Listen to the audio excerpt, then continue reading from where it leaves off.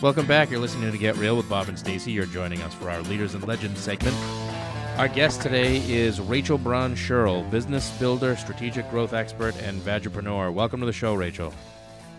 Thanks so much. Great to be with you. So I want to give a full background on Rachel. I've had the pleasure of meeting her at Alley to the Valley, which is a women's networking event, and she is unbelievably dynamic in a career that, in my opinion, is really hard to kind of talk about and communicate, etc.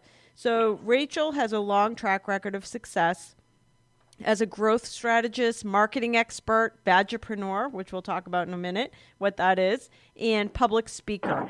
Over her 25-year career, Rachel has grown some of the world's leading brands and businesses, as well as helped many startups achieve market dominance with a specialty in female health and wellness. As co-founder and principal of Spark Solutions for Growth, Rachel counsels a global client base including Johnson & Johnson, Allergan, Pfizer, and Bayer. In addition, Rachel serves as a key partner for many female health startups in reproductive health, pregnancy, birth control, arousal, among others. So first, Rachel, tell us about the primary business that you do. How do you help people or businesses drive revenue, etc.?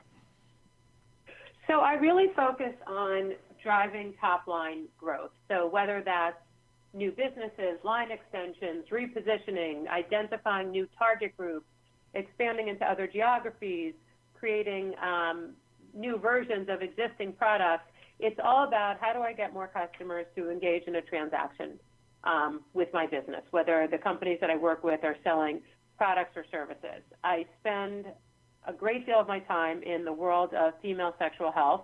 So think anything from reproduction, fertility, infertility, birth control, menopause, arousal.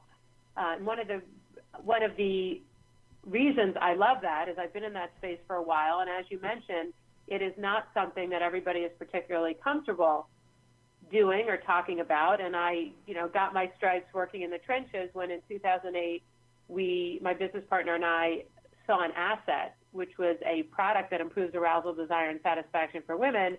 And we went through the process of raising venture capital when talking to lots of people about vaginas.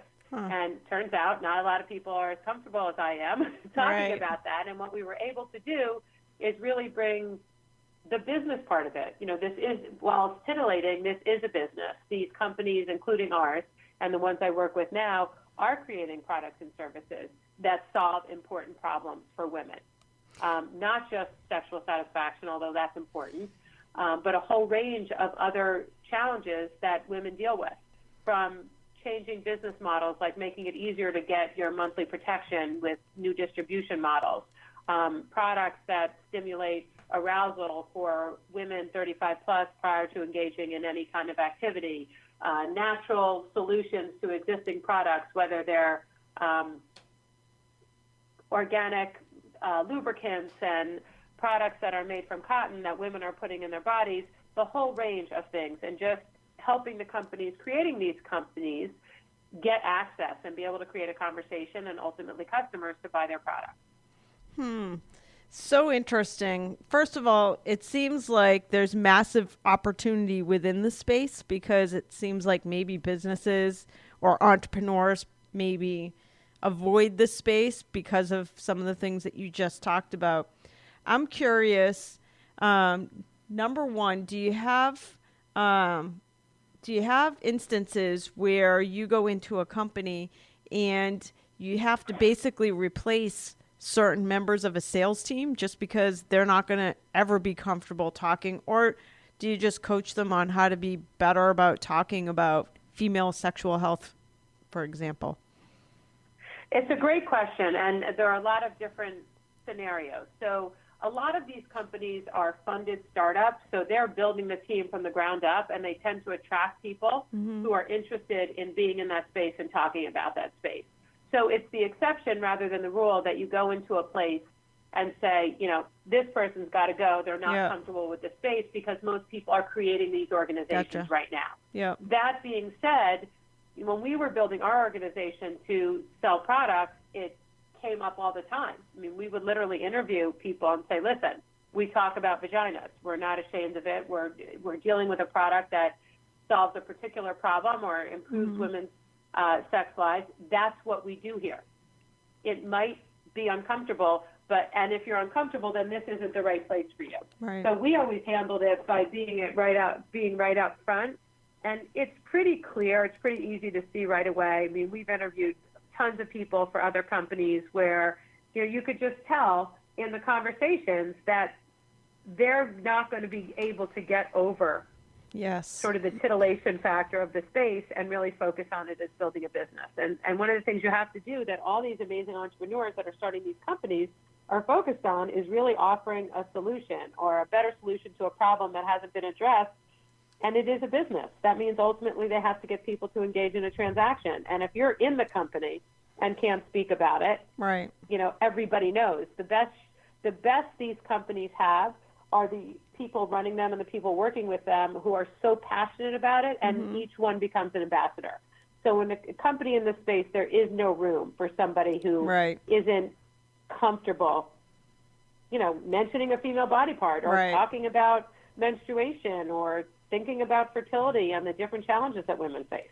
Are most of the founders or leaders that you're working with females? Yes, the vast majority are female. And often what happens is they have dealt with a particular personal problem. Now that gets misinterpreted sometimes as it's personal and emotional, but a couple of examples. A woman who at the age of 21, this brilliant woman by the name of Polly Rodriguez, at the age of 21, was diagnosed with cancer that made her infertile. And so she had to think about her sexuality and her response and her future in an entirely different way. That experience motivated her to create a company that provides a bunch of different products and solutions to improve women's lives. Now, that's personal, but it's solving a problem that other people have. Another woman that I'm working with, an amazing company, has created a new financial model for fertility. And for those folks who aren't familiar with it or haven't had to go through it, it's incredibly time-consuming. It's emotionally demanding. It's financially demanding. And she's created a new model. Well, this also came out of her 2-year struggle with infertility and seeing if this happened to me, it must happen to a lot of other people. So a lot of these companies are based on, here's a problem I've experienced, and then they do their research and find out there is a huge market for other people who have these same problems. How do you find the clients that you're working with? Often it's word of mouth. At this point, having been in this space for a long time, oftentimes personal introductions or someone who's on the board of a different company and becomes connected to a female health company and reaches out. And I speak about this, obviously, publicly at companies, at conferences, at universities. So I spend a lot of time saying this is what I do. If you have a problem in the space, if you're trying to build a business in this space, let me know. And networking like everybody else does. And, I was just stunned and amazed when I met you, Stacey, about how you've taken this art of networking literally to an art form. So in my space, it's the same thing. I'm talking to people who are in this space. I'm connected with investors who are in this space. I'm reaching out and finding entrepreneurs who are doing interesting things who, might need some help in the places where I can provide it. Right. Now, I'm curious about your speaking career because when I met you, I said, you should be speaking in front of big groups, not even necessarily just in the space that you're known for, because you've created an art of having marketing to and having difficult conversations. And that applies to really every business, even outside of like sexual health. So what is the type of speaking that you're doing? Who hires you in general? Well, just in the way of, thank you, first of all, for those kind words. And just in the way of background, the speaking was really born from a business issue. So when we were working on this product called Zestra, which is the one I mentioned that improves arousal, desire, and satisfaction, 99% of the outlets that we went to, whether they were online, cable, network, radio, it didn't matter, rejected us, meaning we said, we have money, and they said, your money's no good here. We don't want to talk about this. And we realized that if we couldn't pay for media, we were going to have to earn it. And that basically started a very focused and strategic PR campaign where we were talking about the disparity in men and women's advertising. And as a result of that, I did a ton of media, I did a ton of interviews, found that I liked it, found that, I had a message that people were interested in. And then schools and universities and women's conferences and business conferences started reaching out to me, and I focused really on entrepreneurship and leadership. And as you said, creating a communication style and building difficult categories. Clearly this is not the only category that's hard to build. I've worked in, dozens and dozens of other categories, and each one has their own challenges. The challenge that makes this one more significant is that you're literally talking about a category where there's just massive societal discomfort despite how much progress we make. So, for instance, there are a couple of companies right now started by young, dynamic entrepreneurs who are doing amazing things, selling tens of thousands of units. Let's say they're vibrators or some other device that improves health or improves experience. They're selling like gangbusters. They, like we, still can't get advertising on Facebook. Mm-hmm. So I look at this challenge of building businesses in this space like I would any other sales challenge. How do you create a message, and where can you deliver it in a compelling enough way that people are going to sign up? Because my philosophy is a business that doesn't engage in transactions where currency is exchanged is just a really, really expensive hobby. So in addition to that, I have, as you mentioned, a lot of experience working for corporate clients over a pretty long career, and that combination enables me to give examples and foundational instruction across a range of experiences, working in and for large companies, working in and for small companies. Wow, awesome stuff. Because I'll say in general, I've noticed with some of the female products that you see television commercials for, you look at it and you say, I absolutely know that it was a male that made that commercial, because it's just ridiculous. But I think one of the things you bring to the table is just this extensive knowledge. Being a female, I think, makes it even better, like all the background that you have. We only have a few more minutes left. Talk about, I know that you had created your own female arousal company, which you mentioned. What were the biggest challenges you faced building that company, and how did you overcome them?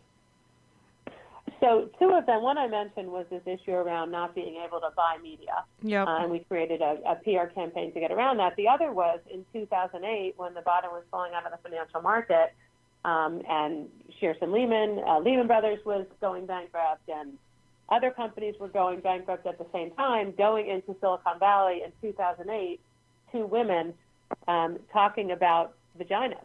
Right. It was really quite an interesting, eye-opening experience, and we had to really learn how to change the dynamic so we got past the level of discomfort. First you start with, well, this is a niche business because it only affects half the population. Right. In my math, 50% of the population is not a niche. That's number one. Yes. Number two, a lot of the questions that were asked were really, they started out, what does it do for him? How is it different than Viagra, which we had long, detailed answers to. But what I found was, until we figured out a new approach, we never got to the conversation. So we were not having great luck in the first two meetings we had, and we had 13 planned over 2 days in Silicon Valley. And, as you know, they're stacked right next to each other. So you go from one meeting to another. It's a 100-foot walk. And we finally said, we're going to have to try something totally different. So in the third meeting, I happened to have a $100 bill in my hand, and I walked in, and and it's just remarkable because I'm one of those people who does everything on credit, so I can track it. I never have any cash, but this was divine intervention. And I put the $100 bill on the table, and, venture capitalists like to bet and compete, and I said, here's a $100 bill. If anyone makes a sexual innuendo that makes us uncomfortable, or a double entendre that makes us blush, or you ask a question about the category that we flat out can't answer, this $100 is yours. Mm-hmm. And then I paused, and I said, she likes it more, she wants to have it more, let's talk about the business model. And it took an entirely different approach and changing the energy in the room to ultimately be able to have the conversation that led to fundraising. It was an unbelievably exhausting process in the sense that it took so much work to get people's attention. But once we figured out how to change the dynamic and take out the, feeling of discomfort in the room and say, listen, throw it at us. We're the real deal. We're not uncomfortable. We're here to talk about a business. If you want to make jokes, we can take them. Right. Awesome. Let's get down to brass tacks. So really, that was a very difficult time because fundraising in general is difficult. The time period we were doing it in was difficult, exacerbated by the fact that we're talking about something people don't want to talk about. But such a feeling of enormous accomplishment, having raised money and building a company, facing those odds, which were, at certain points is very dismal. Awesome stuff. Where can people learn more about you? And by the way, do you have a book coming out soon? I do. I'm working on a book called Orgasmic Leadership, which is really my experience building a business in this space and interviewing literally dozens of entrepreneurs creating companies that offer products and services to women, and just the interesting things that they've done and the creative solutions they've come up with, and the workarounds they've done to build businesses in a space that, has some particular idiosyncrasies. So I'm really excited. I've met some amazing people. Some of them I had worked with previously. Some of them I got connected to. And I'm really excited and hope that the book provides some real solid tactical advice about what to do when you're facing challenges. It's not meant, obviously, just to be for people who are working in female sexual health. Every business, your business in real estate, every business has unique and daunting challenges. And some examples of what I did and what these 25 other people have done to overcome these challenges, to provide some instruction, or here are some things you can consider. Don't start from a blank slate. Try some of these things. They've worked for other people in hard situations. They could work for you in your business. Right. Awesome stuff. Can't wait for the book. Where can people follow you now? So my website and my company is Spark Solutions for Growth. That's SPARK, Solutions for Growth, no space. I'm on Facebook and LinkedIn as Rachel Braun Scherl. I'm on Twitter as RB Scherl, SCHERL. Type in Vagipreneur, my name will come up, female sexual health, and I'm out there talking about this and building businesses all the time. Awesome. Thank you so much for joining us today, Rachel. Thank you. Thanks so much. Great to be able to speak with you both. That's all for this edition of Get Real. Please join again next weekend for more.